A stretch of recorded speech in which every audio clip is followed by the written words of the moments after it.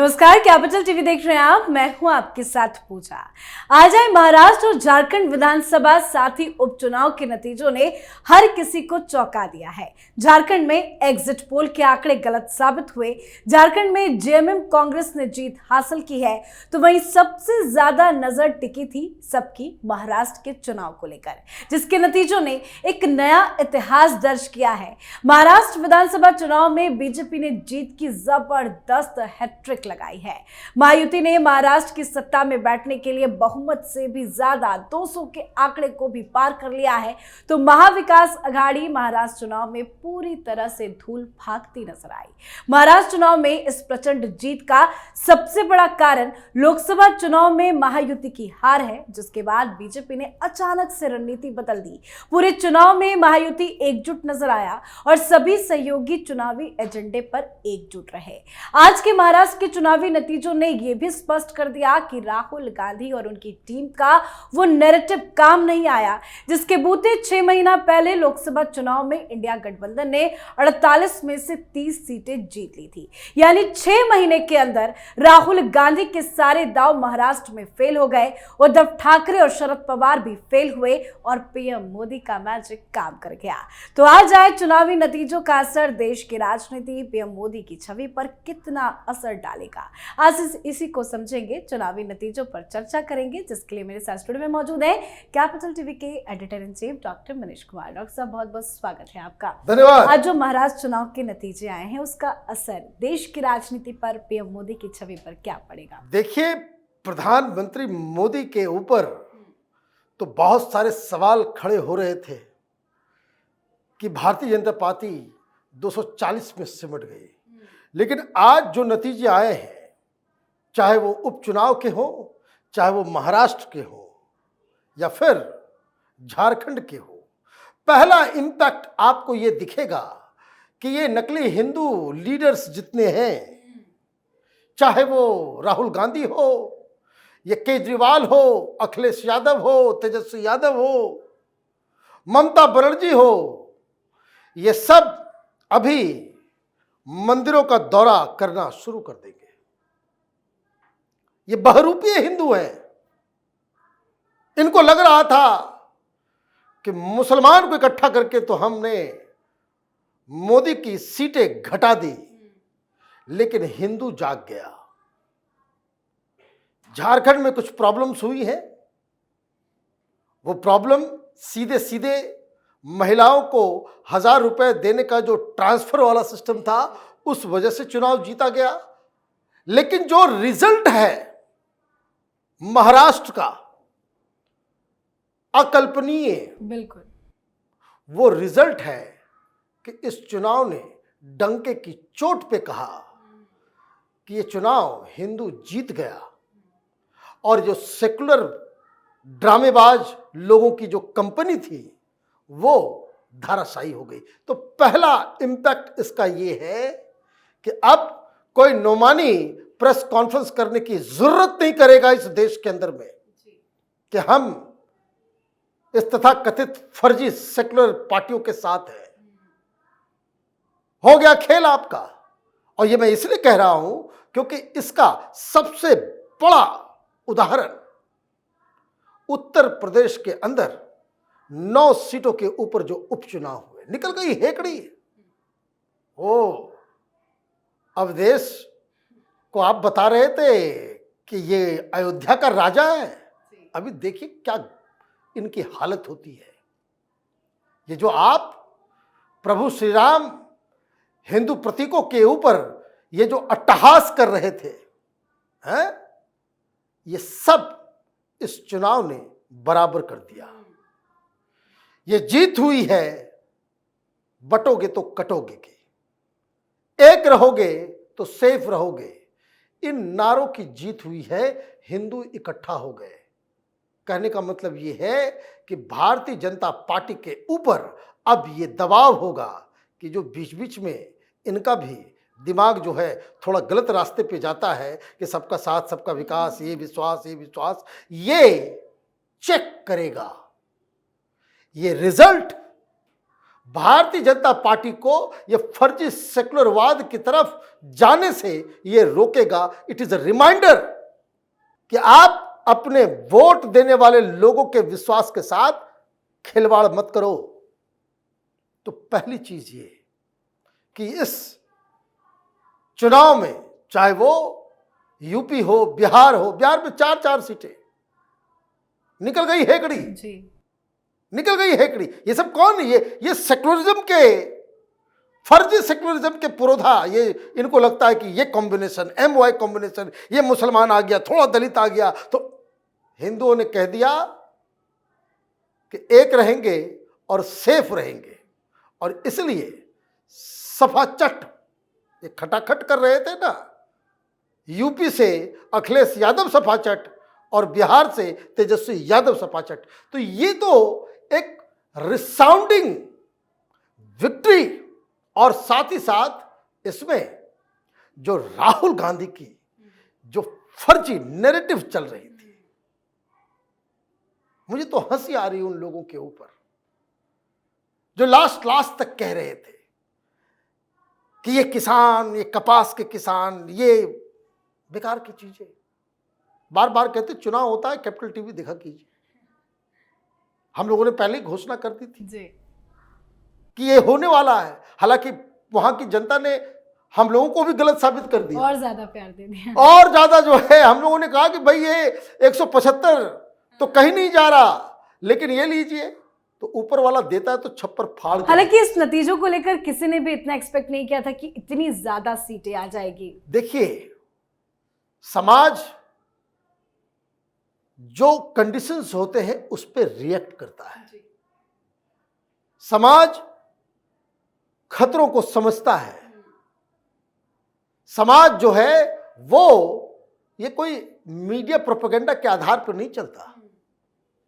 लोगों को लगता है, आप देखिए, हमने बार बार कहा था कि वहां ऐसा लगा कि महाराष्ट्र के अंदर वोटिंग कम होगी। 1 बजे तक सिर्फ 32%। और उसके बाद अचानक से भारतीय जनता पार्टी, RSS के लोग मैदान में उतरे और ये कहा कि नहीं निकले तो फिर सेफ नहीं रहोगे। और आखिर में 1 बजे से पहले जितनी वोटिंग हुई उससे ज्यादा वोटिंग 1 बजे के बाद हुई। ये अनोखा चुनाव था। लेकिन आते हैं नेशनल पॉलिटिक्स के ऊपर। राहुल गांधी, इनका चेहरा वो मलिन हो गया, कालिक पुत गई। अब कोई स्केप नहीं है। ये कास्ट सेंसस, ये संविधान बचाने का, पिछली बार क्या हुआ? पिछली बार हुआ यही कि ये लोग कन्विंस करने में सफल हो गए महाराष्ट्र के अंदर बौद्धिस्टों को भी, दलितों को भी, कि संविधान बदला जाएगा। ये कहने लगे रिजर्वेशन खत्म किया जाएगा और ये लोग बहक के चले गए। यूपी में भी यही हुआ। मायावती थोड़ी कमजोर रही। चुनाव के बाद क्या हुआ? मायावती कैंपेन कर रही है, हर जगह बोल रही है कि ये बेकार की बातें हैं, संविधान कोई बदला नहीं जाएगा। जी जी। तो वो नैरेटिव जो आप ये देखिए, विपक्ष की पूरी राजनीति वो धोखेबाजी करने की राजनीति है। क्या आपने हल्ला कर दिया, संविधान बदला जाएगा, संविधान बदला जाएगा, संविधान बदला जाएगा। भाई कोई बदल रहा है संविधान, और संविधान बदलना भी है तो उसका तो संवैधानिक प्रक्रिया से ही बदला जाएगा ना। जैसे वक्फ बोर्ड में बदला जाएगा। एक इंपैक्ट आपने, पहला व्यक्ति इंडी गठबंधन से जिसने मुबारकबाद दी, कौन? नायडू साहब। बड़ा ऐतिहासिक जीत है। वो ट्वीट भारतीय जनता पार्टी की जीत के ऊपर कांग्रेचुलेशन का नहीं था, वो समर्थन पत्र था कि वक्फ का लेकर के आइए, आपके साथ है, हम आपके साथ हैं। लेकिन सर आपने राहुल गांधी का जिक्र किया, तो महाराष्ट्र चुनाव में राहुल गांधी जहां जहां गए संविधान लेके घूमते हुए नजर आए। बार बार उन्होंने जातीय जनगणना का मुद्दा उठाया, वही घिसे पिटे उन्होंने मुद्दे उठाए। लेकिन हिंदुत्व की जीत हुई है और हिंदुत्व के मुद्दे पर राहुल गांधी अपने आप को बहुत दूर रखते हैं। क्या अब इसमें वो इन्वॉल्व होंगे, कोई सबक ले पाएंगे? अभी देखिए, ये गेरुआ पहनेगा, मंदिर मंदिर घूमेगा। ये कोई इनको कोई सेक्युलरिज्म से मोहब्बत है? ये सब चुनाव जीतने के लिए हर तरह की नौटंकी कर सकते हैं ये लोग। अचानक से बताएंगे कि भाई हम तो ब्राह्मण हैं, अचानक से इनको सब कुछ याद आएगा। ये डेमोक्रेसी है, जनता का जब डंडा चलता है तो बड़े बड़े लोग सीधे हो जाते हैं। अब राहुल गांधी का आपने जिक्र किया, तो आप ये समझिए कि ये जो अभी सामने आने वाली जो चुनौतियां हैं राहुल गांधी के लिए क्या है, कि एक तो अब आवाज कल तक आप देखिएगा, इनफैक्ट जब तक ये वीडियो हम लोग बना रहे हैं वो उद्धव ठाकरे बैठ करके गप भी कर रहे होंगे आपस में। कल खुलासा हो जाएगा, वो प्रधानमंत्री मोदी को कांग्रेचुलेट भी करेंगे, देवेंद्र फडणवीस को कांग्रेचुलेट भी करेंगे, और सबसे बड़ा दुश्मन नंबर 1 राहुल गांधी हो जाएंगे। क्यों? राहुल गांधी ने, आपने सही कहा, 7 रैलियां की, 7 रैलियां की, तो 7 कंस्टिट्यूएंसी हुआ। 7 की 7 कंस्टिट्यूएंसी, 5 पे भारतीय जनता पार्टी और 2 पे एकनाथ शिंदे जीत गए। आप एक कंस्टिट्यूएंसी नहीं जिता सकते और जननायक बन रहे हो, जननायक बना रहे थे। और सीरियसनेस ये है कि चुनावी नतीजों का दिन था तो वो शिमला में बैठे हुए अरे थे। भाई, उनका कोई लेना देना है, उनको कोई लेना देना है। वो तो वैसे ही हमने कहा था कि वो निकल जा रहे हैं, दिल्ली से छोड़ के बाहर निकल रहे हैं। अब इसमें जो सबसे अहम चीज है कि लोकसभा चुनाव के बाद प्रधानमंत्री मोदी के कैपेसिटी, उनकी पॉपुलैरिटी, उनके डिसीजन मेकिंग पावर्स के ऊपर सवाल खड़े किए गए। लोगों ने एक नैरेटिव तैयार किया कि वैसाखी की सरकार, वैसाखी की सरकार। ये वैसाखी, एक वैसाखी हरियाणा में गायब हुआ और दूसरी वैसाखी जो है वो आज ट्वीट जो मैंने कहा, महाराष्ट्र से दूसरी वैसाखी भी खत्म। राहुल गांधी अब ये नहीं कह सकेंगे कि उस मोदी को हमने खत्म कर दिया 2014 वाला। अभी तो हाल में भी फिर ये व्यक्ति दोहरा रहा था कि उस प्रधानमंत्री मोदी को तो हमने, उस करसमाई लीडर को हमने खत्म कर दिया। 56 इंच की छाती सिकुड़ गई है। पहले ऐसे मोदी चलते थे, अब ऐसे हो गए, अब फिर मोदी ऐसे हो गए। मोदी कभी ऐसे हुए ही नहीं। मैं तो ये बता रहा हूं कि जो उनके लैंग्वेज में, आप भले ही सिकुड़ गए, आप ऐसे नहीं सिकुड़े हो। अभी जो इसका जो इमीडिएट इंपैक्ट नेशनल पॉलिटिक्स में ये होने वाला है कि विधान संसद का सत्र शुरू होगा, ये ममता बनर्जी, ये केजरीवाल, ये अखिलेश यादव, ये उद्धव ठाकरे, शरद पवार, अरविंद केजरीवाल, ये सब कहेंगे कि इंडी गठबंधन अगर रखना है तो इंडी गठबंधन का कोई हेड बनाओ। जी। राहुल हमारा लीडर नहीं हो सकता। ये जो कांग्रेस पार्टी जो है, इंडी के नाम पे राहुल गांधी का चेहरा चमकाने में लगी हुई थी, वो बिल्कुल खत्म हो गया। ये जो धार, वो जो अचानक से 99 सीट के बाद जो राहुल गांधी की एनर्जी बढ़ गई थी, वो पूरी गर्मी प्रधानमंत्री मोदी ने निकाल दी। महाराष्ट्र का चुनाव कांग्रेस पार्टी के लिए बहुत ही ज्यादा शर्मनाक है। और टेक्निकली एक बात मैं कह रहा हूं, जिन राज्यों में, वैसे तो पूरे देश में कांग्रेस पार्टी थी, हर जगह कांग्रेस पार्टी की सरकार होती थी आजादी के बाद से, जिन जिन राज्यों में कांग्रेस पार्टी 3 या 4 नंबर पे गई, फिर वापस 1 और 2 नंबर की पार्टी नहीं बन सकी, फिर नहीं बन सकी।